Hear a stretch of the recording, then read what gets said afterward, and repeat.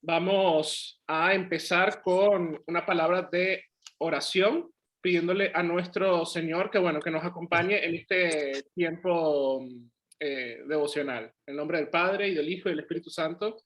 Amén.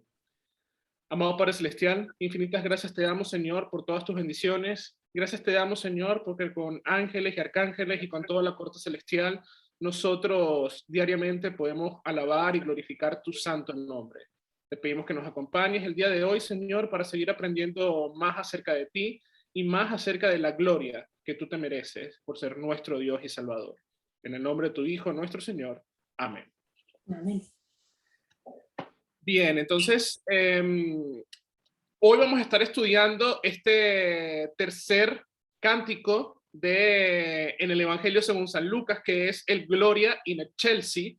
La semana pasada estuvimos meditando un poco sobre el Benedictus y escuchamos en el Benedictus, tanto como en todo ese primer capítulo, uno de los grandes temas, que es de ese capítulo, pero que también es de la temporada de Adviento y de la Navidad, que es la visitación de nuestro Señor, la visitación de Dios a nosotros, a la humanidad, cómo Dios irrumpe en nuestro mundo para traernos la salvación.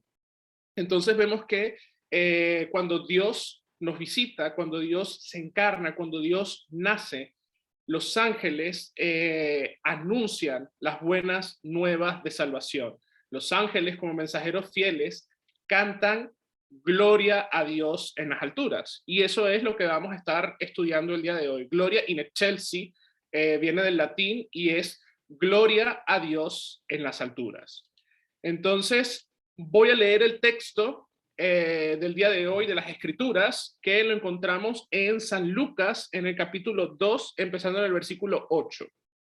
Y dice así: habían pastores en la misma región que velaban y guardaban la vigilia de la noche sobre un rebaño. Y de aquí se les presentó un ángel del Señor, y la gloria del Señor los rodeó de resplandor, y tuvieron gran temor. Pero el ángel le dijo: no temáis, porque he aquí os doy nuevas de gran gozo, que será para todo el pueblo, que os ha nacido hoy en la ciudad de David un Salvador, que es el Cristo, el Señor. Esto os servirá de señal: hallaréis al niño envuelto en pañales, acostado en un pesebre. Y repentinamente apareció con el ángel una multitud de las huestes celestiales que alababan a Dios y decían: gloria a Dios en las alturas, y en la tierra paz, buena voluntad para con los hombres. Sucedió que cuando los ángeles se fueron de ellos al cielo, los pastores se dijeron unos a otros: pasemos pues hasta Belén y veamos esto que ha sucedido y que el Señor nos ha manifestado. Vinieron pues apresuradamente y hallaron a María y a José y al niño acostado en el pesebre. Y al verlo, dieron a conocer lo que habían dicho acerca del niño.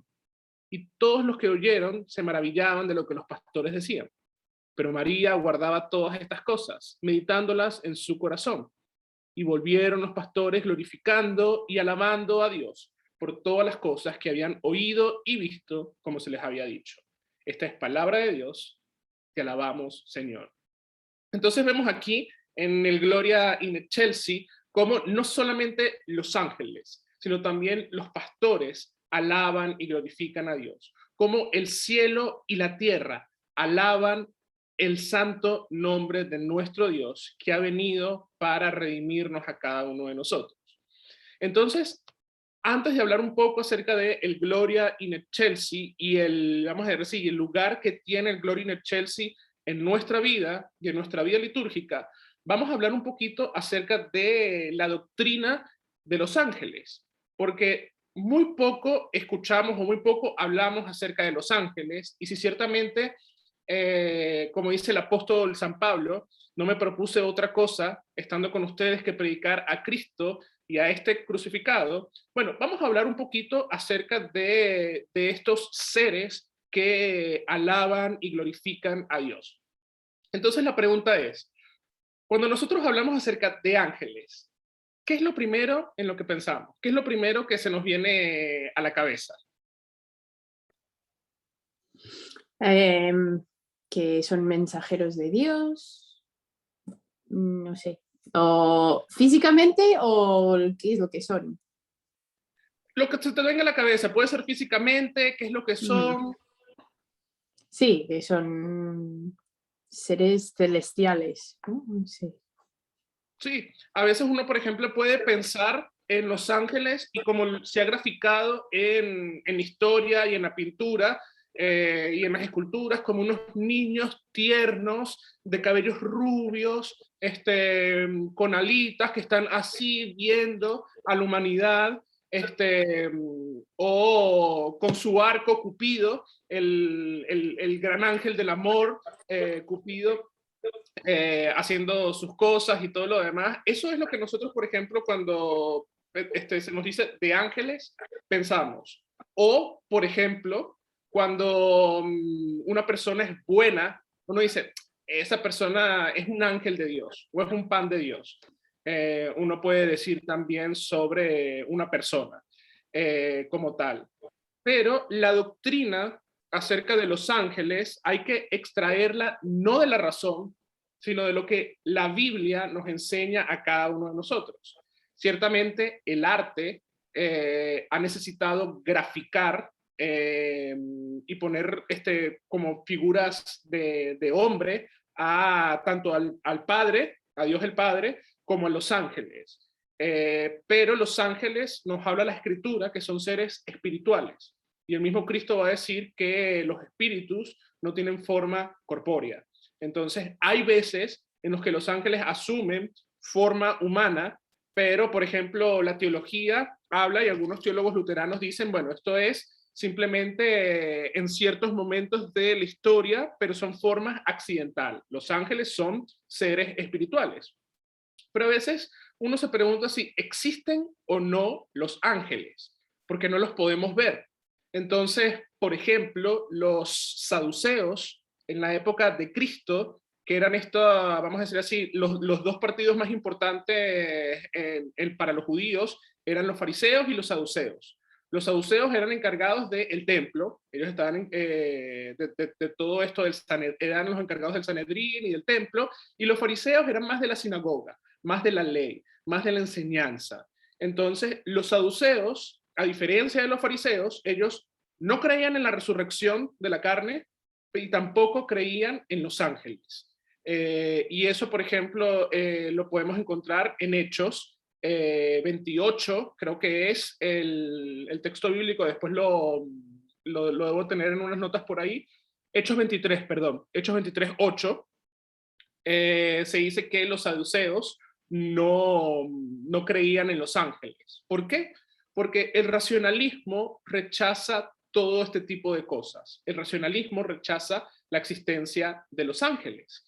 Entonces, pero los ángeles, desde el Génesis hasta el Apocalipsis, se nos habla acerca de la existencia de los ángeles. Por ejemplo, en Génesis 2 se nos dice que Dios había terminado los cielos y la tierra y todos los ejércitos. Entonces, cuando él dice Kol Sabaoth,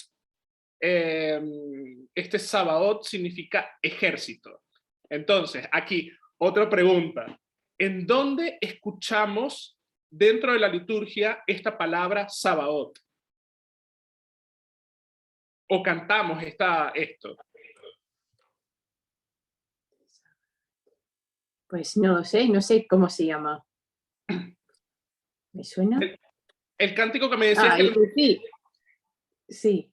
El Sanctus, cuando El se dice santo. Señor Dios de Sabaoth, el cielo y tierra están llenos de tu gloria. Entonces, Justo lo hablamos. sí, entonces, por ejemplo, la palabra Sabaoth se va a repetir en varias partes de la escritura del Antiguo Testamento, y esta palabra es ejércitos. Son los ángeles de nuestro Señor. Entonces, por ejemplo, tanto en el Antiguo como en el Nuevo Testamento se habla acerca de los ángeles. En el Antiguo Testamento, la palabra hebrea para referirse a los ángeles es malak. y la palabra griega en el Nuevo Testamento es ángelos. Entonces, malak o ángelos es el término por el cual las Sagradas Escrituras designan a estas criaturas de Dios. Pero lo interesante es que esta palabra, tanto malak como ángelos, no describe la esencia de los ángeles, sino más bien describe su oficio. El oficio de ellos es ser enviados, es ser los mensajeros. Ahora, la misma escritura nos va a decir o nos va a hablar el término o nos va a dar el término de la esencia de los ángeles. Y nos va a decir que los ángeles son neuma. Neuma es espíritu. Entonces, esa es la naturaleza de los ángeles. Son seres espirituales. Podríamos decir, y vamos a decir, sí, nuestra doctrina o nuestra dogmática dice que son seres espirituales como Dios, pero no son Dios. O sea, ellos están subordinados a nuestro Dios. Ellos son seres que son mensajeros de Dios, son seres que alaban y glorifican a Dios. Y por ejemplo, en Lucas 24, 39, podemos encontrar lo que Cristo mismo está diciendo sobre, miren mis manos y miren mis pies, soy yo mismo, palpad y ved, porque un espíritu no tiene carne ni hueso, como veis que yo tengo. Entonces, los espíritus o los seres espirituales no tienen carne ni hueso, simplemente son espíritus. Entonces, el término de ángelos o malak en la escritura se aplica para los ministros de la palabra, cuando habla acerca de los que son enviados, aquellos que está hablando acerca de los ministros de la palabra, y también las escrituras se refiere al Hijo del Hombre. Cuando se habla acerca del Hijo del Hombre, se habla acerca de Cristo. Este es el ángel no creado, el Cristo preencarnado. Entonces, por ejemplo, cuando tenemos esta historia de Abraham sacrificando a su hijo en el monte, el ángel que se le aparece y detiene a Abraham, él va a estar hablando en plural y él va a decir que ya nos hemos dado cuenta de que nos temes, o sea, de que temes a Dios, y estabas dispuesto a sacrificar a tu propio hijo por nosotros, hablando acerca de la Trinidad, del Dios Padre, Hijo y Espíritu Santo. Entonces, ese ángel es el ángel, es el Hijo del Hombre, que por ejemplo también Ezequiel va a hablar mucho acerca y va a utilizar muchísimo este término, el Hijo del Hombre, hablando acerca de Cristo. Abraham en varias oportunidades se le apareció también vamos a decir así, este Hijo del Hombre. Y Malaquías, por ejemplo, lo escuchamos la semana pasada, tanto en el culto como en el devocional de los miércoles, y hablaba acerca de aquel que yo envío mi mensajero. Entonces Jesús lo interpreta como Juan el Bautista, pero también todas esas profecías, Isaías 40, voz que clama en el desierto, prepara el camino del Señor, y esta de Malaquías 3, también van a ser interpretadas a la luz del oficio de Cristo, el mensajero que viene a entregar este mensaje de perdón y salvación, que es Cristo mismo en la cruz del Calvario.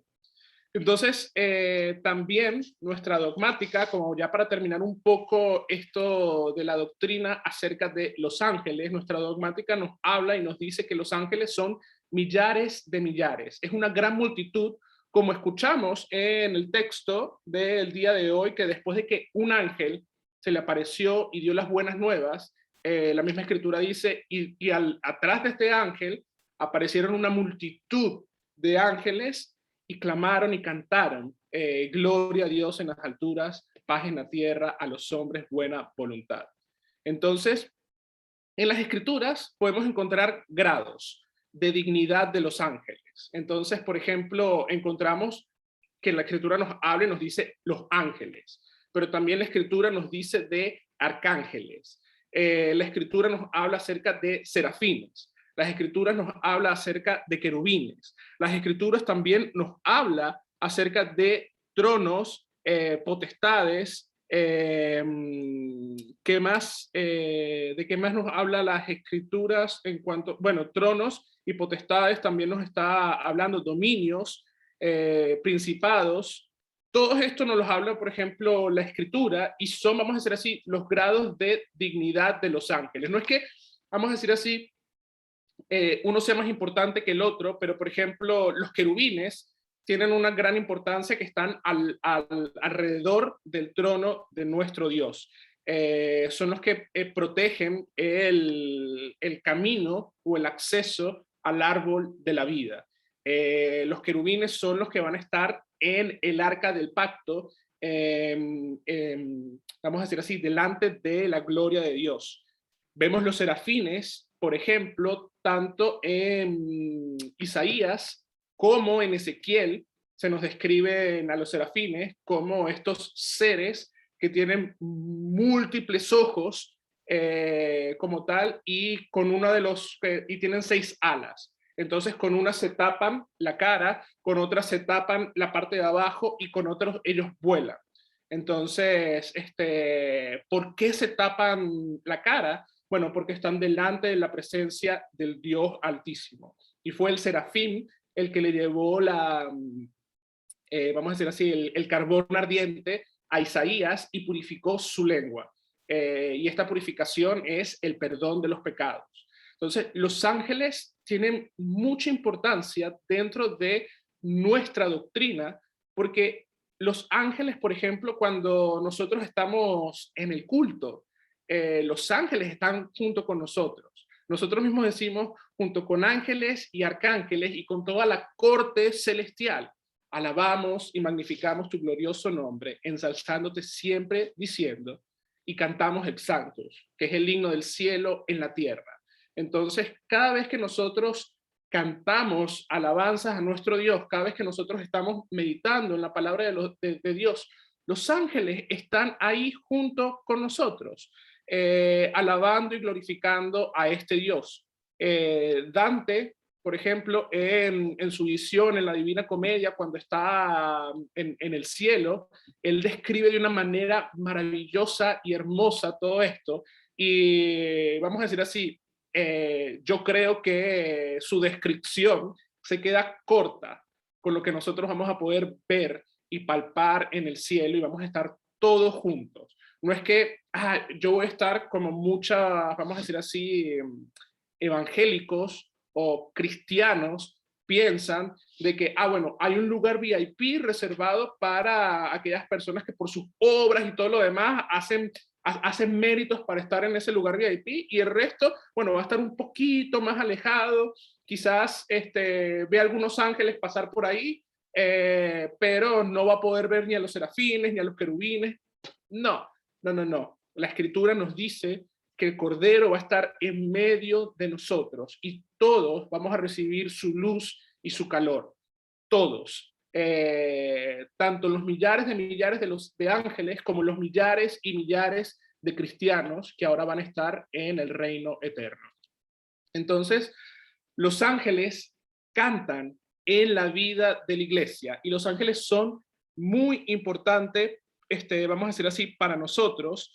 Vamos a decir así, los ángeles están ellos en el servicio perpetuo a Dios. Eso lo podemos encontrar en las Sagradas Escrituras.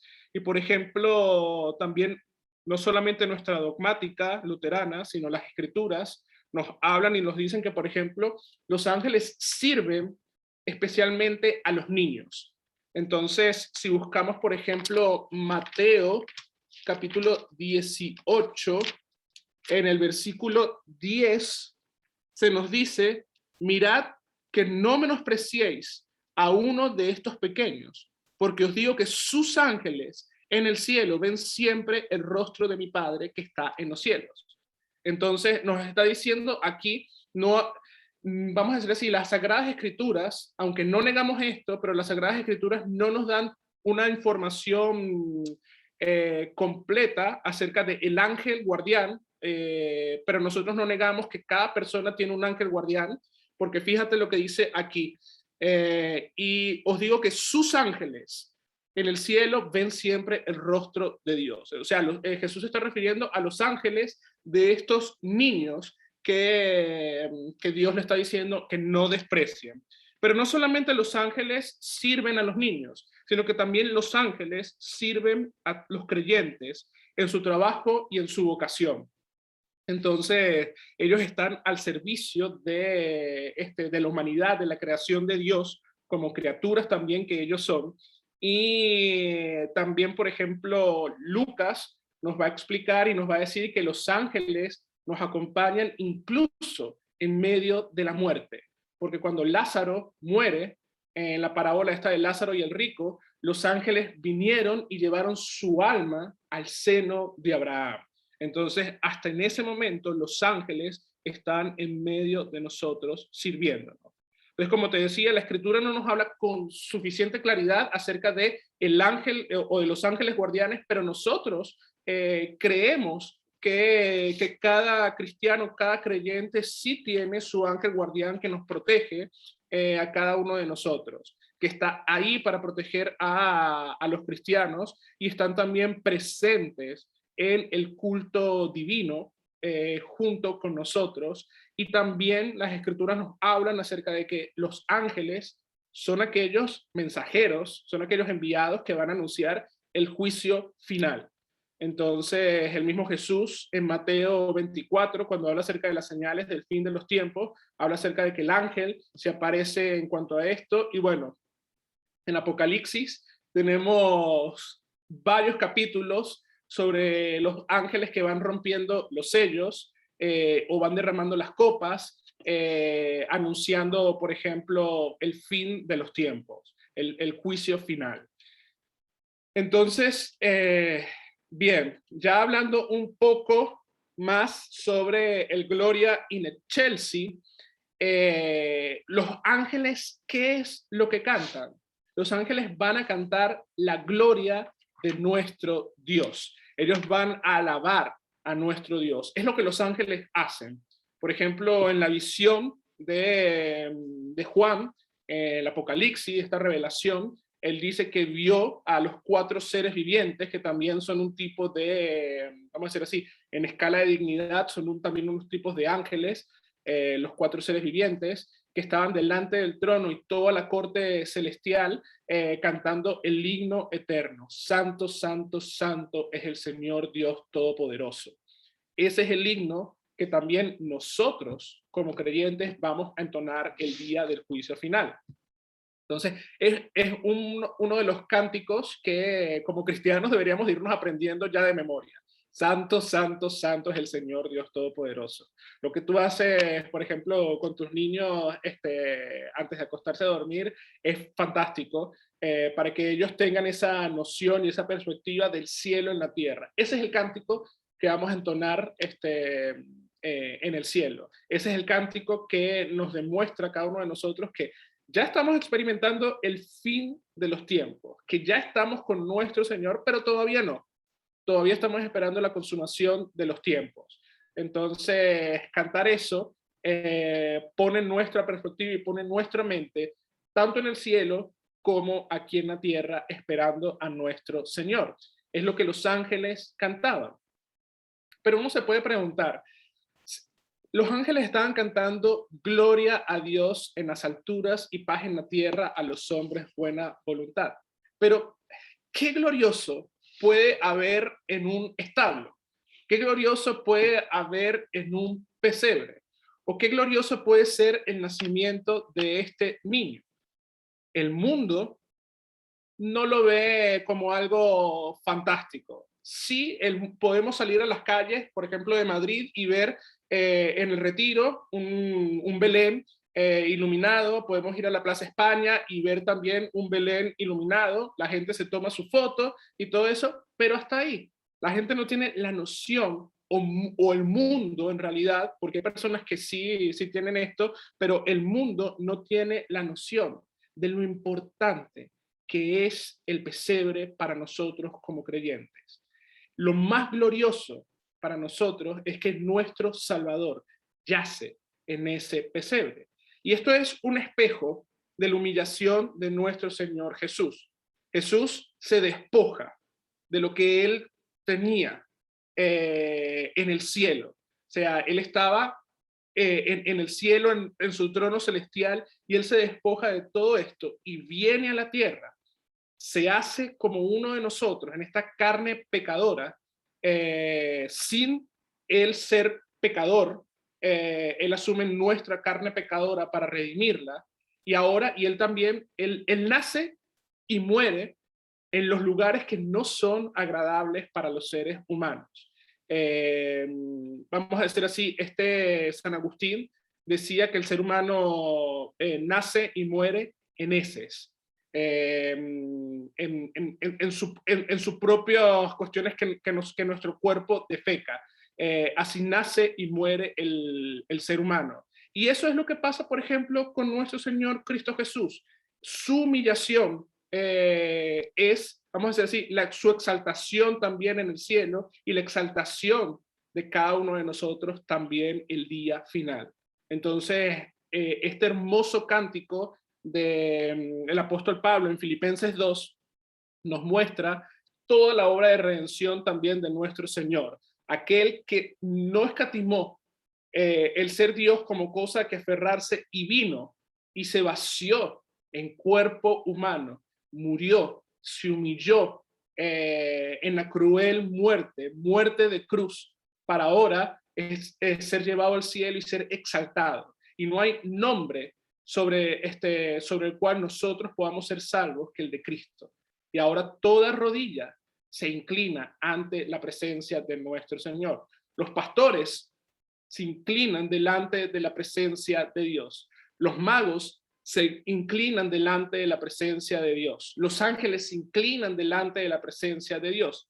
Y es por eso que explicaba hace 2 semanas con el Magnificat que la razón litúrgica por la cual, por ejemplo, en la consagración hacemos la genuflexión no es adorar el Corpus Christi, sino es la reverencia de la presencia real de nuestro Señor. Cuando estamos delante de la presencia de nuestro Señor, el ser humano se arrodilla, se inclina, porque está delante de la presencia del Altísimo. La gloria de Dios está ahí presente.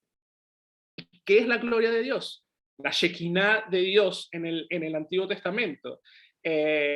Por ejemplo, la RAE dice que para las religiones cristianas es un estado de felicidad plena, inefable, delante de la presencia de Dios y en la comunión de los demás bienaventurados después de la muerte. Pero, aunque todo está correcto con esta definición, o casi todo está correcto con esta definición de la RAE, no es solamente después de la muerte, aunque pudiéramos decir de la muerte al pecado, y ahora resucitando en Cristo Jesús, nosotros también podemos contemplar su gloria. Cuando Jesús muere y rompe el velo, ahora nosotros tenemos acceso a la gloria de Dios. Ahora nosotros vemos la gloria de Dios en, con y bajo el pan y el vino. Vemos la gloria de Dios bajo el agua. Vemos la gloria de Dios en la predicación de la palabra. Dios está presente en medio de nosotros. Y donde está Dios presente, está su gloria. Y donde está el trono de Dios, están sus ángeles sirviendo. Y donde están los ángeles y el trono de Dios, están los cristianos alabando y glorificando a Dios. Entonces, por eso es importante esto de reconocer que también los ángeles están junto con nosotros, alabando y glorificando a nuestro Dios. Y en el Antiguo Testamento, por ejemplo, nosotros podemos ver muchas veces cómo Dios manifestó su gloria. Por ejemplo, en el Mar Rojo, Dios manifiesta su gloria partiendo el Mar Rojo para que su pueblo pueda pasar, y detiene con una columna de fuego al ejército del faraón. Y cuando su pueblo pasa, que el apóstol Pablo va a decir que este pase del Mar Rojo es el bautismo de los israelitas hacia una nueva vida ahora en Cristo Jesús, ahí está la gloria de Dios. Otra manifestación de la gloria de Dios en el Antiguo Testamento era la nube que acompañaba a Israel en su peregrinaje en el desierto y la columna de fuego que les daba calor durante la noche. Ahí estaba la gloria y la presencia de Dios. Otro sitio donde estaba la gloria de Dios era en el arca del pacto. Cuando, vamos a decir así, se consagra el arca del pacto, que consagración es apartar para algo divino. Cuando se consagra el arca del pacto, el Señor, el arca del pacto, en el lugar del propiciatorio había un trono. Los querubines, estos ángeles que sus alas están así, uniéndose, están, vamos a decir así, en medio está la gloria de nuestro Dios. Y es por eso que el arca era importante para el pueblo. Y el arca, cuando iban en la conquista de la tierra prometida, el arca era lo primero que iba al frente del ejército, reconociendo que fue y que era Dios el que les entregó la tierra prometida, que era Dios el que luchaba por cada uno de ellos. Y así es el día de hoy. Jesús es aquel que va delante de nosotros, cuidando y protegiendo nuestro camino. Y otro de las, vamos a decir así, de la manifestación de la Shekinah de Dios, de la gloria de Dios, es el templo de Salomón. Cuando se consagra el templo de Salomón, la escritura nos dice que una nube bajó y se posó en el lugar santísimo. Y ahí estaba la gloria de Dios. Y es por eso que en el lugar santísimo solamente se podía entrar una sola vez al año. Y para poder entrar esta vez al año, en el Yom Kippur, en el día de la expiación, el sumo sacerdote tenía que hacer ciertos, vamos a decir así, rituales de purificación para poder estar delante de la presencia de Dios. Si no lo hacía, corría el riesgo de morir al instante. ¿Por qué? Porque estando delante o al frente de la gloria de Dios, para nosotros como seres humanos pecadores, es fatal. El mismo Dios le va a decir a Moisés, no puedes ver mi cara porque vas a morir, pero te voy a permitir ver mi espalda. Entonces Dios pone su mano encima de Moisés y pasa por encima de él, y Moisés ve la espalda de nuestro Dios. Entonces hoy nosotros somos privilegiados porque podemos ver la gloria de nuestro Dios sí mediada en su palabra, en el cuerpo y en la sangre, en con y bajo el pan y el vino, en las aguas del bautismo. Pero no es simplemente una forma espiritual. Donde está Cristo, está el Dios y el hombre. No se puede separar al Dios del hombre, ni el hombre de Dios. Donde está Cristo y donde está su presencia, está también su cuerpo de forma física, pero también está su forma espiritual. No se pueden separar la una de la otra. Que no podemos verlo con los ojos de la razón, ciertamente, pero se ve con los ojos de la fe. Y en el Nuevo Testamento, una de las, la gloria de Dios se manifiesta en Cristo Jesús. Y por ejemplo, en el Monte de la Transfiguración podemos ver cómo esta gloria y la representación de la gloria de Dios va a ser en forma de nube. ¿Por qué? Para no asustar al ser humano. Cuando vemos que, por ejemplo, Zacarías y María se turbaron cuando el ángel se le apareció, es porque, vamos a decir así, toda esta cuestión espiritual asusta al ser humano, la santidad asusta al ser humano pecador, pero confiados en que también nosotros, por causa de Cristo, somos santos, ahora podemos estar delante de la gloria de nuestro Dios. Hoy, la gloria de nuestro Dios está mediada en su Hijo Jesús.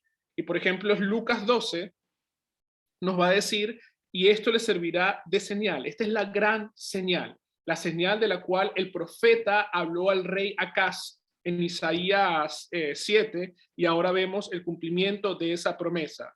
Hallaréis al niño envuelto en pañales, acostado en un pesebre. Aquí, en ese niño envuelto en pañales, está la gloria de Dios. Está el Dios humanado, el Dios hombre, el Dios encarnado. Y esto es de gran consuelo para cada uno de nosotros, porque Dios vino a redimirnos a nosotros. Dios vino a rescatarnos a nosotros. Nuestra carne, aunque ahora es pecadora, el día final, por causa de lo que Cristo ha hecho, va a ser una carne totalmente redimida. Nuestros cuerpos se van a transfigurar y ahora vamos a poder estar delante de la presencia de nuestro Dios. La visitación de Jesús el día de hoy no es para condenación, para el creyente, es sino más bien de alegría, es de salvación, porque nuestro Salvador ha venido, nuestro Salvador ha escuchado nuestra voz y nuestro Salvador ha respondido y se ha encarnado y está en medio de nosotros. Entonces, cuando uno ve al niño en el pesebre, uno tiene que alegrarse de que ese niño en el pesebre se convirtió en un hombre y fue a la cruz para morir por nosotros. Y la importancia, por ejemplo, de la ascensión, que no se habla mucho, es que ahora nuestra carne está al lado de la presencia del Dios Padre. Entonces, eso también es de consuelo para nosotros, porque el día final nosotros también vamos a estar delante de la presencia de nuestro Dios. Los ángeles entonan este himno maravilloso, gloria a Dios en las alturas. Y esto muestra el carácter y el servicio de los ángeles. Ellos, como vamos a decir así, los trovadores de Dios, aquellos que cantan, aquellos que entonan estas hermosas poesías acerca de nuestro Dios, ellos nos están enseñando cómo es la adoración a nuestro Dios.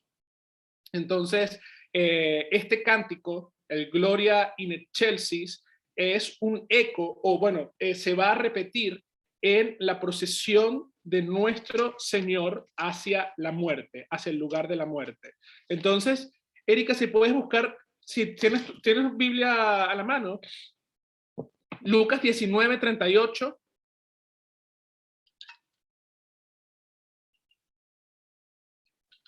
19:38. 19:38. Aquí está. Diciendo, bendito el Rey que viene en el nombre del Señor. Paz en el cielo y gloria en las alturas.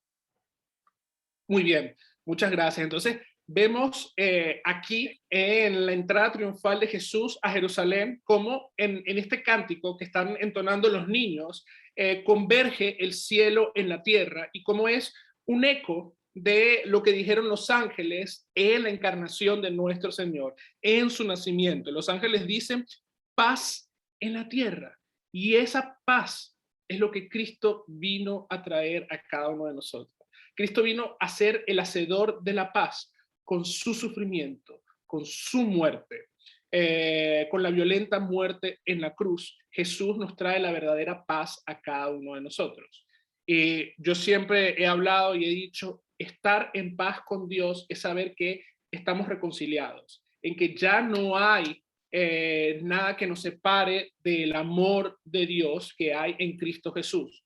Ciertamente vamos a pecar todos los días, pecamos todos los días, pero reconociendo que por medio de nuestro bautismo, por medio de la Santa Cena, por medio de la Santa Absolución, nosotros podemos acercarnos a nuestro Dios y pedirle que nos perdone de nuestros pecados. Cuando nosotros recibimos la absolución, recibimos la paz de Dios.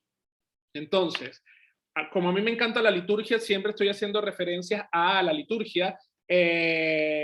La Pax Domini, la Pax Mayor, se denomina la absolución mayor. La Pax Domini es cuando se tiene ya consagrado el cuerpo y la sangre de nuestro Señor y se dice, la paz del Señor sea con vosotros siempre, reconociendo que la paz entre Dios y los hombres está en Cristo Jesús. Cristo en medio de nosotros es aquel que ha logrado la paz entre Dios y los hombres. Y este himno tiene una implicación en nuestra vida litúrgica muy, pero muy importante. Entonces, fue 130 años después de que se entonó este himno por primera vez por los ángeles es que el Papa Telésforo, vamos a decir, si lo canta por primera vez en un culto. Y este es en el culto de Navidad, cosa que vamos a hacer, por ejemplo, aquí en Madrid este año. Entonarlo bueno, no por primera vez, pero lo vamos a entonar, bueno, por primera vez este año en el culto de la Navidad. Pero no fue sino hasta el siglo XI donde el Gloria in Excelsis fue parte de la vida litúrgica y que aún se mantiene, porque los reformadores vieron una gran importancia en esto. Y por ejemplo, ya para ir cerrando un poco esto de la implicancia en la vida litúrgica, el capellán del Centro Internacional del Sínodo de Missouri, Sean Dancer, él va a comentar en Lutheran Witness, la de este año, va a hablar acerca de Gloria in Excelsis y va a comentar cómo la liturgia es la historia de la redención en miniatura. Entonces, la primera parte es que es toda la liturgia de la entrada, es la caída. Y es el hombre reconociendo su pecado. Entonces ahí tenemos, delante de la presencia de Dios, en la invocación, el hombre reconoce su pecado, la confesión, y recibe la santa absolución. Entonces, a la voz expectante del Antiguo Testamento, que espera el Mesías prometido, el introito y el Gloria Patri y el Kyrie nos van a preparar para la encarnación de nuestro Señor Jesucristo. Entonces, en el Kyrie uno pide: Señor, Hijo de David, ten misericordia de mí. Y Dios, esa oración, Dios la va a responder en el Gloria in Excelsis. La misericordia de Dios es esa paz que ahora Cristo ha ganado para nosotros. Entonces ahora vamos a estar delante de la presencia del Cristo encarnado, entonando el Gloria in Excelsis. El Gloria in Excelsis es la encarnación de nuestro Señor Jesús, como podemos ver, por ejemplo, en esa imagen del Greco, en una de las imágenes del Greco, el nacimiento de nuestro Señor, y vamos a estar escuchando la voz de nuestro Dios, su ministerio profético en su palabra, en el Antiguo Testamento, en la epístola, en el Santo Evangelio. Vamos a escuchar su ministerio profético y lo que él vino a hacer en el sermón, en la predicación. Y todo esto es la Navidad y la Epifanía. Toda esta parte, desde el Gloria in Excelsis hasta la predicación, va a ser también la Navidad y la Epifanía. Luego de ahí vamos a ir directamente a la Semana Santa. El Sanctus nos va a estar mostrando lo que es la pasión de nuestro Señor Jesucristo, el Domingo de Ramos. Tenemos, por ejemplo, con la consagración, con las palabras de institución, tenemos el Jueves Santos. En el Agnus Dei, cuando nosotros, oh Cristo, Cordero de Dios, que quitas el pecado del mundo, ten piedad de nosotros.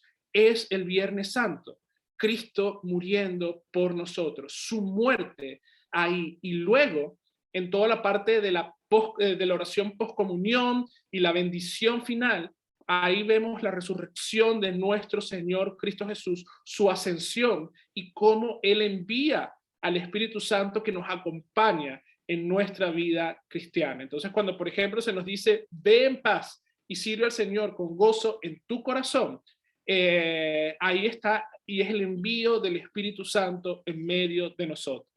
Entonces, el Gloria in Excelsis va a marcar nuestra vida litúrgica.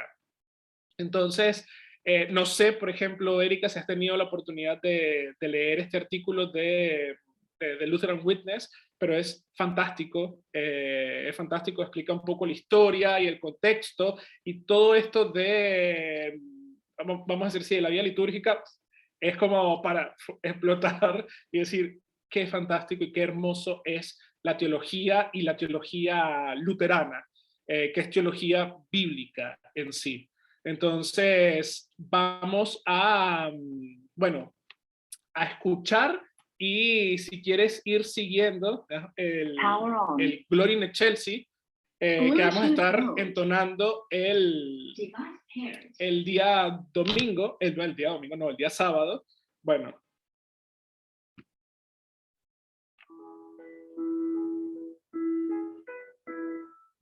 Gloria a Dios está en los cielos, en la tierra paz a los hombres, por tu inmensa gloria, te alabamos, te bendecimos, te adoramos, te glorificamos, te damos las gracias. Oh Señor, Rey celestial, Dios Padre omnipotente, con Jesucristo, Hijo único, Hijo del Padre, Cordero de Dios, tú que quitas del mundo el pecado, ten piedad de nosotros. Tú que quitas del mundo el pecado, oración, tu Señor que estás sentado a la derecha de Dios Padre, ten piedad de nosotros, porque tú eres santo, tú solo eres Señor, solo Dios, Señor Jesucristo, con el Espíritu Santo, compartes la misma gloria de Dios el Padre.